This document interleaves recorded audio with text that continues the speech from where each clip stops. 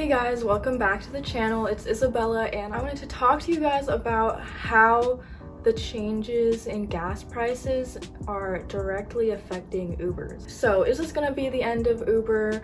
Honestly, the gas prices are getting really hard on Uber drivers. So before we get started on the video, I just wanted to let you guys know we have a link in the description where you can sign up to be a Lyft driver. So if you're interested, you actually get a sign-up bonus of up to $1,000. So be sure to check that out. Also, if you haven't heard of Play Octopus, it's this awesome interactive tablet that they put in your car for you for if you're a rideshare driver and you want to entertain your passengers.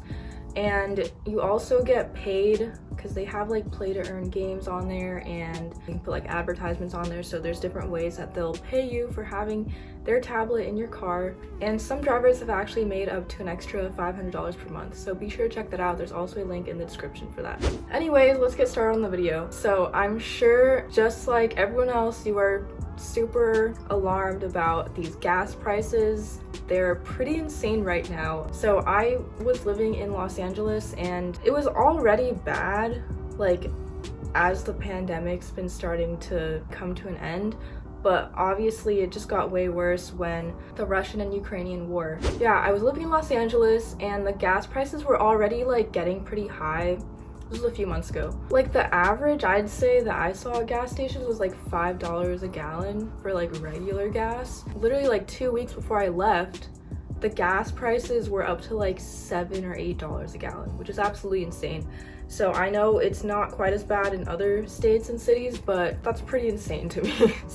But yeah, Russia's invasion of Ukraine is one of the main reasons why drivers in the US are just paying or having to pay so much more for gas. But basically the US stopped accepting Russian oil imports. So Russia is not exporting any oil to the US. I know Biden actually wants to start drilling more. He wants like oil and gas companies to start drilling more, start hiring more, just like producing more oil and gas, but that's not really possible, especially just because like there's a pretty low supply of all of that compared to the demand. So the US is kind of just like relying on getting imports from other countries. Because of that, they have to raise the prices. So that is part of the reason why gas is so expensive now. And if you didn't know this, Russia is actually one of the largest oil exports in the entire world. So you know, so many countries kind of cutting Russia off, they're losing that access to oil and gas, which I mean the US didn't get that much of it. Obviously the US still got a lot, but most of it went over to like the rest of Europe and China. So because of these rising gas prices, a lot of Uber and Lyft drivers are actually being forced to like quit doing rideshare driving, which is really unfortunate, and it's really sad to see because it's just hard to be able to be driving around all the time while also having to pay for gas. In the end, like it might not even be worth it if you're a rideshare driver. So I have this article here from CNBC, and it says there's a man named Sergio who's 55 and he actually started driving full-time for Uber and Lyft back in 2016. So that was already 6 years ago. And he used to make $3,000 a week. Now, I don't know how much he was working or, you know, how big his tips were, any of that, but $3,000 a week is really, really good for a rideshare driver.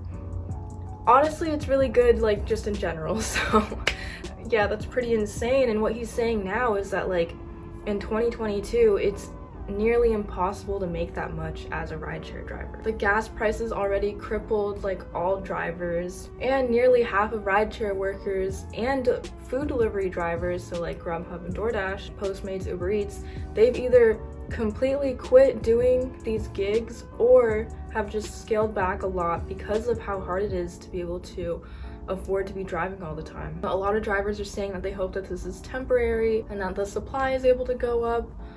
But right now, currently, as of June 2022, it's really not looking that good. However, to compensate drivers during the gas price rising, Uber actually introduced this temporary fuel surcharge. This means that consumers actually have to pay like an extra 45 to 55 cents and 35 to 45 cents on each like Uber delivery. So the question is this going to help rideshare and delivery drivers? Every cent really makes a difference, because if there's so many deliveries, so many rides, then these companies can pay their drivers a little bit more. I mean, that's what they're trying to do, to like compensate for the gas a little bit. Honestly, drivers are still just paying way more for gas, and they're just not making the type of money that maybe they were making before. So that can be like pretty discouraging for drivers. And this also means that with more drivers dropping, there's a higher demand for rides compared to how many drivers there are. So that means the ride fares are going up. So this is also another problem, is that rides and deliveries are getting more and more expensive for the people that want them, like the consumers. So people might start using Uber less, or stop ordering food to get delivered to them, and stop ordering Lyfts. So it's really just negative on both ends. Like, the consumers won't want to pay so much for these services, and that's gonna lower the demand. And then the drivers obviously like don't really want to be driving because of how expensive the gas prices are. I don't know, what do you guys think? Do you think this is the end of Uber and Lyft and delivery driving, or do you think that this is just like a little obstacle that we're gonna get through? I honestly don't think it's the complete end of all of this, but it definitely has made a huge impact in rideshare and delivery driving. So it is a little bit concerning, but I think at some point everything is gonna kind of get back to rolling. Like, these are still kind of necessities. You might still like need to get a ride, and there's no other option that's convenient for you, I mean, other than like taxis.